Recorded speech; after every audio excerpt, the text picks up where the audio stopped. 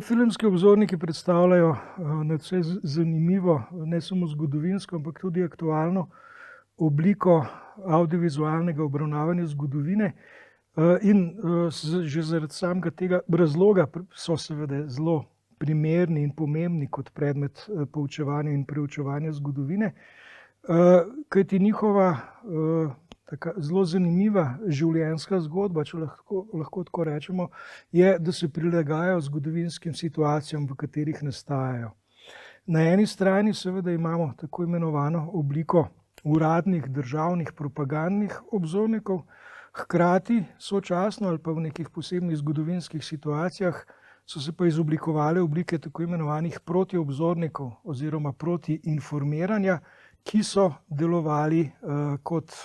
kritika, opozicija, subverzija te uradne ideologije in politike, preko katere so se formalni uradni obzorniki manifestirali. V samo vprašanje razlike med podajanjem oziroma primernosti zgodovine v fotografski oziroma avdiovizualni obliki pa seže v polje tako imenovane razlike med historiografijo, to se pravi zapisovanjem zgodovine v besedah,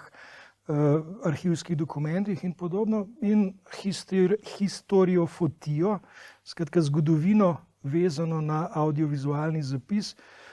In tukaj se seveda odpirajo možnosti, ki se ukvarjajo predvsem z vprašanji avdiovizualnosti kot take, in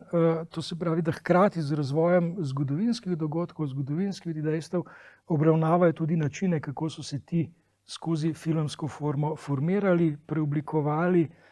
in v končni fazi prilagajali spet zgodovinskim trenutkom.